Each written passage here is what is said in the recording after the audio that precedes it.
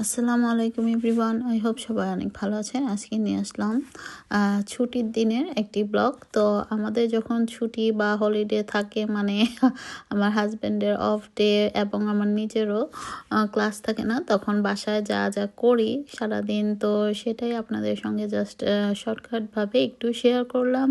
তো ওয়েদারটা বেশ কয়েকদিন যাবৎ খুব খারাপ যাচ্ছে, আর মাঝখানে 2 দিন খুব ভালোই গিয়েছিল, মানে একটু মনে হয়েছিল যেন সামার এসছিল।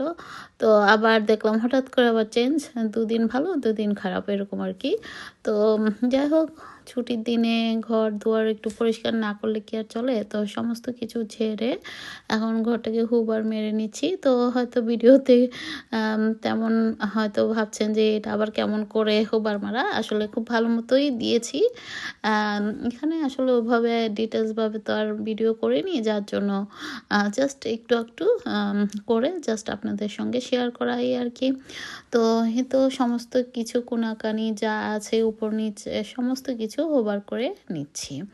তো আমাদের সামার টাইমে আমাদের গার্ডেনটা কেমন থাকে, এবং এখন তো আর ঠান্ডার সময় গার্ডেনে যাওয়ার প্রশ্নই আসে না। আর গার্ডেনে যাওয়া মানে আমার হে ফিভারে অ্যাটাক করে, মানে খুবই অবস্থা খারাপ হয়ে যায় আমার।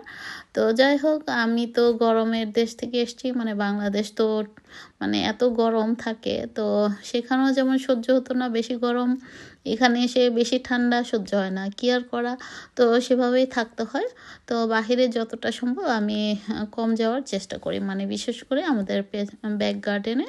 তো সেখানে আসলে বিভিন্ন ধরনের ডাস্ট তো শীতের দেশে আসলে বোঝা যায় না, কিন্তু অনেক কিছু আসলে উড়ে, যেমন কিছু কিছু ফ্লাওয়ার উড়ে, এগুলো নাকের ভিতর দিয়ে মানে ঢুকে দেখা যায়, মানে সবার ঠান্ডা কাশি সর্দি এগুলো অ্যাটাক করে। তো এই তো আমাদের সামার টাইমে গার্ডেনে রোদ উঠলে এত সুন্দর লাগে।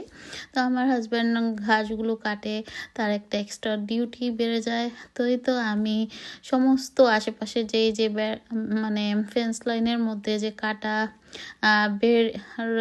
রাজবেরি টাইপের এক ধরনের গাছ থাকে, তো এগুলো কেটে আমি একদম ক্লিন করে ফেলেছিলাম। তো সেগুলো আর অনেক আগে তো এত ডিটেলসভাবে ভিডিও করতাম না, তো একটু একটু করেছিলাম। তো সেটাই রেখে দিয়েছিলাম জাস্ট স্মৃতি হিসেবে। আর আমাদের মাঝখানে মানে গার্ডেনের মাঝখানে একটা বিশাল বড় গাছ ছিল, তো সেই গাছটাকে আমরা কেটে ফেলেছি। তো আবার যখন সামার টাইম আসবে তখন আপনাদের সঙ্গে আমাদের গার্ডেনটা ডিটেলসভাবে মানে শেয়ার করব। এখানে কিন্তু আমরা অনেক ফল ফ্রুটের গাছ লাগিয়েছি। তো এই তো এর আগে আমরা যখন গত 2-1 বছর আগে এই ভিডিওটা মানে তখন আমি এখানে সরিষা বা মাস্টার্ড গাছ লাগিয়েছিলাম, তারপরে স্প্যানিশ বা পালং শাক। তো সেগুলো হয়েছিল, কিন্তু খুব ভালো না, এ দেশের মাটি আসলে বেশি একটা ভালো হয় না। তারপরেও যতটুকু হয়েছে জাস্ট ভালো ভালো শাকগুলো কেটে আমি নিয়ে আসছি। তো আর বাসায় বাজারে এনেছিল, সেগুলো ঠিকঠাক করে রেখে ইফতার আইটেমগুলো রেডি করে নিয়েছি। তো আজকে আমাদের ইফতার আয়োজনে সামান্য কিছুই, খুব বেশি যে করি তাও কিন্তু না, জাস্ট ফল ফ্রুট, পেঁয়াজু, আলুর চপ, বুট মুড়ি আর খিচুড়ি থাকে, আর অন্য সময় হয় পোলাও বা কিছু একটা। ইফতারের পর নামাজ পড়ে কিছুটা টাইম রেস্ট নিয়ে তারপর আবার তারাবি পড়ার জন্য প্রস্তুতি নিয়ে আমরা পরে নামাজের পর খুব তাড়াতাড়ি শুতে চলে যাই, কারণ একটু রেস্ট না নিলে আবার সেহরিতে উঠতে খুব টায়ার্ড লাগে। তো আজ এ পর্যন্তই, আল্লাহ হাফেজ।